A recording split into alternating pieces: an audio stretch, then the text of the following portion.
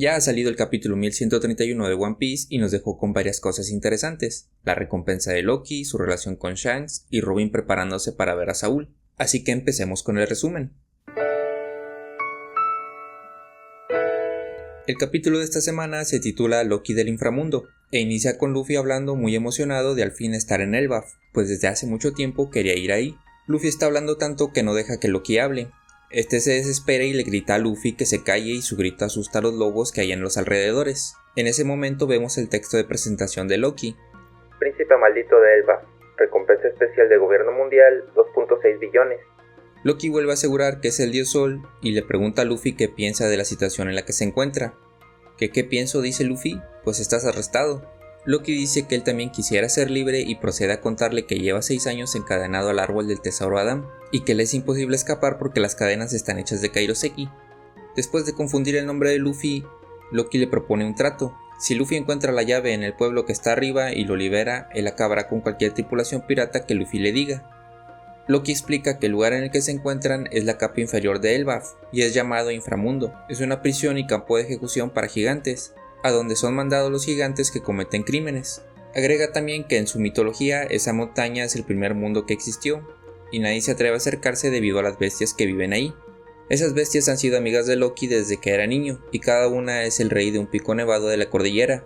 Vemos como 5 bestias gigantes salen del bosque, las cuales se acercan y rodean a Luffy. Las bestias son un gorila, un oso polar, un mamut, una serpiente y un lobo que parece estar en llamas. Junto con las bestias también aparecen algunos humanos, los cuales son subordinados de Loki. Esos llevan máscaras de gas y también visten pieles de animales apestosas para pasar desapercibidos para las bestias. Luffy se siente nostálgico pues las bestias le recuerdan a las que conoció en Ruskaina, la isla en la que entrenó, y al igual que con esas bestias Luffy las somete y las vuelve sus amigos, lo cual sorprende a Loki y sus subordinados.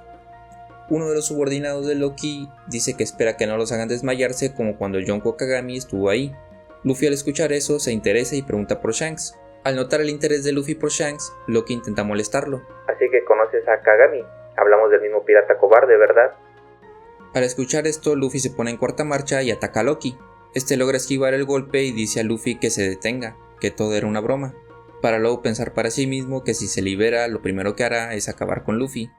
Luffy le pregunta qué asuntos tiene Shanks en Elbaf y si aún sigue ahí, pero Loki le contesta que no se lo dirá gratis. Ahora pasamos con el grupo de Zoro.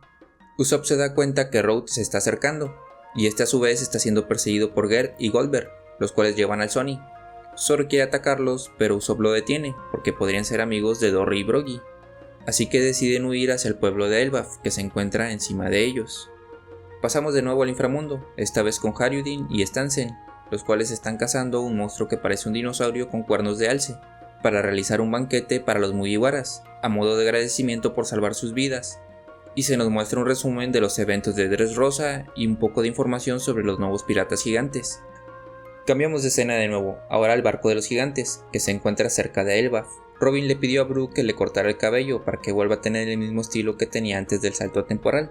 Brogy dice: ya veo, ese es el peinado que tenías cuando estabas con Saúl, ¿verdad?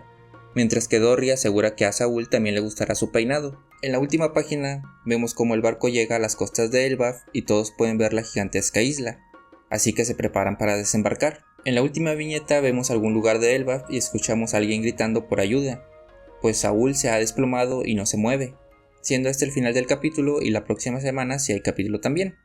Pasando al análisis, en este capítulo también se nos deja con la duda de qué fruta tiene Loki, pero sea cual sea, parece que su poder representa un problema para el gobierno mundial, pues le pusieron una recompensa especial de 2.6 billones.